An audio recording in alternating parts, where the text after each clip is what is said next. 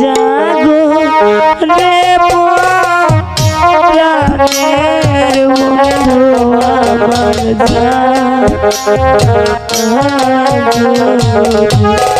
বন্ধু জাগো রে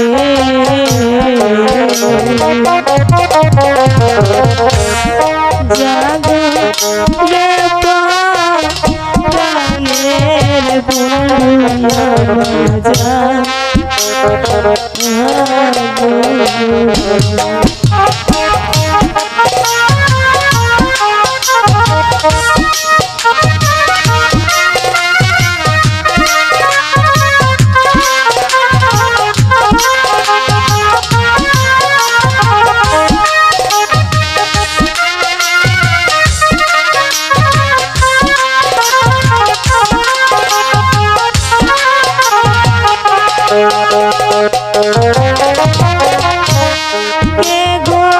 তুমি এত রাতে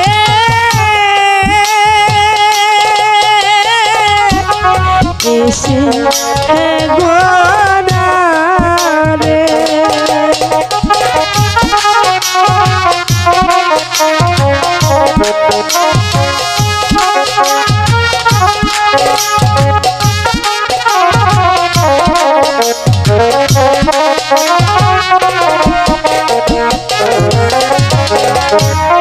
নতুন পথে যেতে গো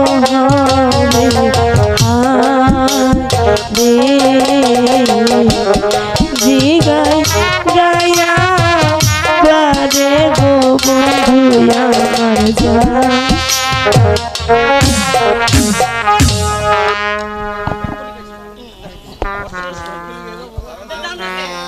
রূপবানকে 12 বছরের জন্য নির্বাসনে পাঠাতে হবে। বলে দাও খোদা বা আমি কোন মুখে কোন প্রাণে রূপবানকে বলবো? বেগম কি হয়েছে? এদিকে আপনি চুপ করে বসে আছেন, ওদিকে যে মা রূপবান বাসর ঘরে কেঁদে কেঁদে আসছে ওই দেখে। আম্মা মারি ওকে নি আব্বা মা, আজ ভোরবেলায় আমি স্বপ্ন দেখলাম কে যেন আমাকে ডেকে ডেকে বলছে মা তুই নতুন পথে চল, কিন্তু সেই নতুন পথ মানে কি? ওরে মা, আজ নিশীতে নিদ্রা যুগে তুই যে স্বপ্ন দেখেছিস সে স্বপ্ন মিথ্যে নয় রে মা। আজ নিশি বুড়ো হওয়ার পূর্বেই তোর স্বামীকে নিয়ে তোকে যে 12 বছরের জন্য নির্বাসনে যেতে হবে।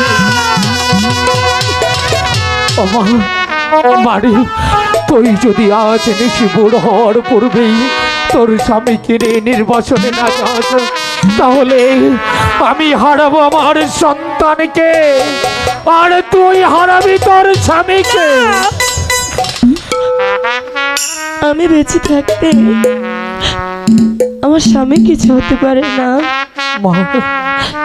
যদি তাই হয়, যদি আমাকে নির্বাসনে যেতে হয়, আমি আর দেরি করব না। কিন্তু দুঃখ শুধু একটি, আমার শ্বশুর শাশুড়ির সেবা বুঝি আমার ভালো। অমর করে বলিস রে মা, অমর করে বলিস নি, আমরা যে সইতে পারবো না রে। আর দেরি করো না মা, ওকে আমার কোলে দাও। ঠিক আছে, আমি দেখো নিশি প্রভাত হয়ে এলো, ভোরের পাখি ডাক দেওয়ার আগে আমার যে প্রাসাদ থেকে বেরিয়ে চলে যেতে হবে। বেগম, কিন্তু আমি কোন পথে যাব? শাহজাদা রহিমকে রূপবানের কুলে তুলে দাও, ওদেরকে হাসি মুখে বিদায় দাও। আমি কেমন করে দেব, যাব না। জানি বেগম জানি, কিন্তু এই যে বিধির বিধান, এছাড়া যে আমাদের অন্য কোনো পথ নেই। আব্বা, ওই যে দেখুন ভোর যে প্রায় হয়ে এলো। কয়তো ওকে দিয়ে দাও ওকে মাগো, দিন। দিয়ে দাও। যাবো না।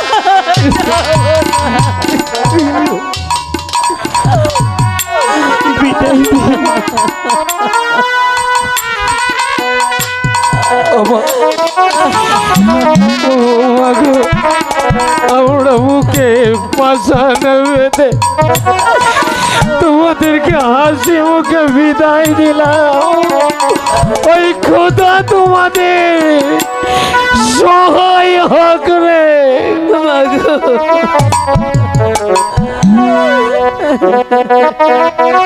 বিদায়